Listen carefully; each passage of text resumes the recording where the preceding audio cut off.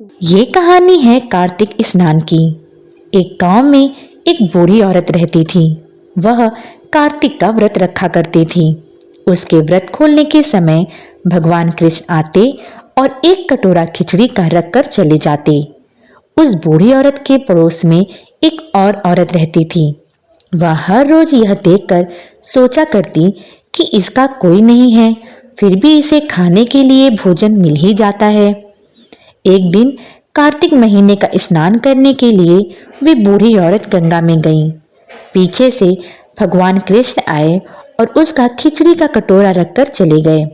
पड़ोसन ने जब खिचड़ी का कटोरा रखा देखा और ये भी देखा कि वे बूढ़ी औरत घर में नहीं है, तब वह खिचड़ी का कटोरा उठाकर घर के पीछे जंगल में फेंक आई। जब कार्तिक स्नान के बाद वे बूढ़ी औरत घर आई तो उसे खिचड़ी का कटोरा नहीं मिला, तो उस दिन वह भूखी ही रह गई और भगवान का ध्यान करते हुए एक ही बात कहती रही, कहाँ गई मेरी खिचड़ी और कहाँ गया मेरा खिचड़ी का कटोरा। और दूसरी ओर पड़ोसन ने जहाँ खिचड़ी गिराई थी वहां एक पौधा निकल आया और उसमें 2 फूल खिल गए। एक दिन राजा उस ओर से निकले तो इन फूलों की खुशबू से वह बहुत आकर्षित हुए। उस राजा ने इन फूलों को तोड़ लिया और तोड़कर महल ले आए और उन फूलों को उसने रानी को दे दिया। रानी भी उन फूलों की धीमी धीमी खुशबू से बहुत आकर्षित हुई और उन फूलों को वे सूंघने लगी, जिसकी वजह से रानी गर्भवती हो गई। कुछ समय बाद रानी ने 2 पुत्रों को जन्म दिया। जब वे दोनों बड़े हो गए तो वे किसी से भी बात नहीं करते थे। एक दिन जब वे दोनों शिकार पर गए तब रास्ते में उन्हें वही बूढ़ी औरत मिली जो अब भी यही कहती थी, कहाँ गई मेरी खिचड़ी और कहाँ गया मेरा खिचड़ी का कटोरा। तब बूढ़ी औरत की बात सुनकर वे दोनों बोले, हम हैं तेरी खिचड़ी और हम हैं तेरा खिचड़ी का कटोरा। वे दोनों जब भी शिकार पर आते तो बूढ़ी औरत यही बात कहती रहती और वे दोनों यही उत्तर देते।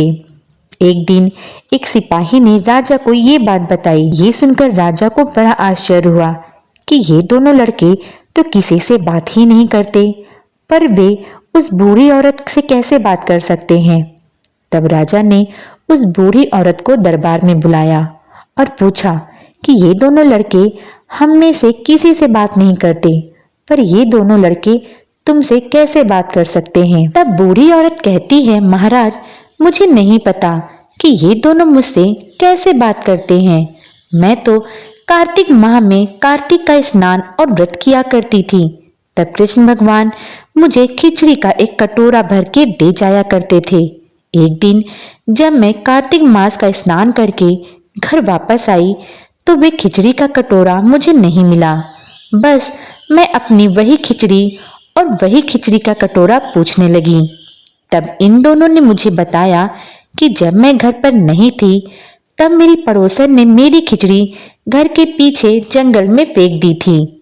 वे खिचड़ी 2 फूल बन गए और उन फूलों को तोड़कर राजा ले गया और अपनी रानी को दे दिया। और जब रानी ने उन फूलों को सूंघा तो वह गर्भवती हो गई और हम दोनों का जन्म हुआ। हमें भगवान ने तुम्हारे लिए ही भेजा है। ये सब सुनकर राजा ने उस बूढ़ी औरत को महल में रहने को कहा। तब से वे बूढ़ी औरत महल में रहने लगी। हे कार्तिक महाराज, जैसे उस बूढ़ी औरत को आपने अपना व्रत करने का फल दिया, उसी प्रकार आपका व्रत और स्नान करने वालों की भी सुनिएगा। तो ये थी कार्तिक स्नान की पहली कहानी। तो दोस्तों, आपको कहानी कैसी लगी? कहानी अच्छी लगी हो तो वीडियो को लाइक करके चैनल को सब्सक्राइब कर लीजिएगा। मिलते हैं कार्तिक मास स्नान की दूसरी कहानी के साथ। तब तक के लिए नमस्कार।